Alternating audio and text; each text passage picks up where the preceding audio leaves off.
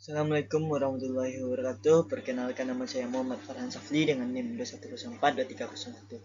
Pada kesempatan kali ini saya akan mempresentasikan materi tentang mengevaluasikan kinerja kebijakan. Yang pertama yaitu ada etika dan nilai dalam analisis kebijakan. Dalam analisis kebijakan, penting untuk memperbandingkan nilai dan etika sebagai aspek penting dalam pengambilan keputusan kebijakan. Etika dan nilai memainkan peran krusial dalam mengevaluasi kinerja kebijakan dan memastikan bahwa kebijakan yang dihasilkan sesuai dengan norma-norma moral yang dijunjung tinggi oleh masyarakat. Etika dan nilai sebagai panduan dalam mengevaluasi hasil kebijakan.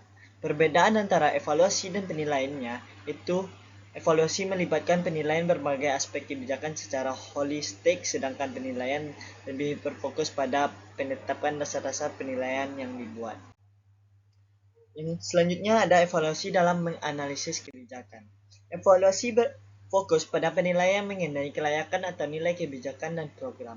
Evaluasi sangat bergantung pada fakta dan nilai untuk menyatukan suatu kebijakan atau program telah mencapai kinerja tinggi atau rendah. Klaim evaluasi berbeda dengan klaim preskriptif, berorientasi pada hasil saat ini dan masa lalu. Nilai-nilai yang mendasari klaim evaluatif memiliki kekuatan ganda karena nilai-nilai tersebut dapat dianggap sebagai tujuan dan sarana. Pendekatan evaluasi.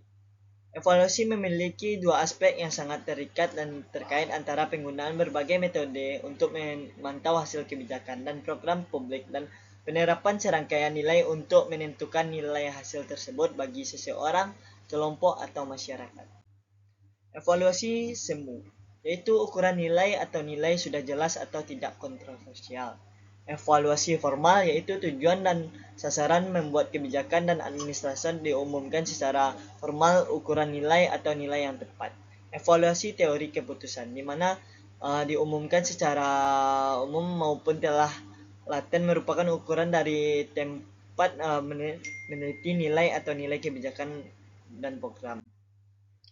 Selanjutnya ada analisis survei penggunaan, di mana analisis survei penggunaan adalah serangkaian prosedur untuk mengumpulkan informasi tentang evaluabilitas suatu kebijakan atau program dari penggunaan yang dituju dan pemangku kepentingan lainnya. Survei penggunaan sangat penting dalam pelaksanaan penilaian evaluabilitas dan bentuk evaluasi dari keputusan lainnya. Instrumen utama untuk mengumpulkan informasi adalah protokol wawancara, yaitu dengan serangkaian pertanyaan terbuka. Selanjutnya ada kasus.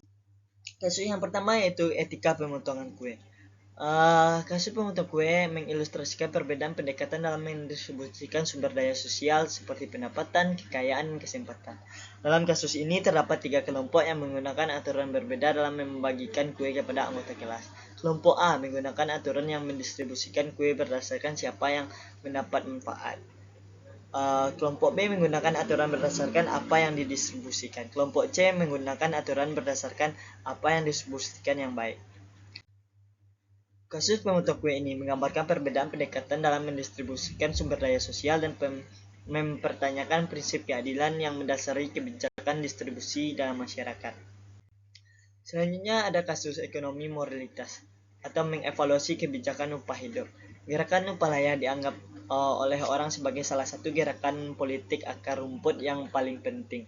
Mobilitas sejak gerak hak sipil Amerika Serikat mempermasalahkan seputar penerapan upah layak adalah masalah ekonomi, moral, dan etika.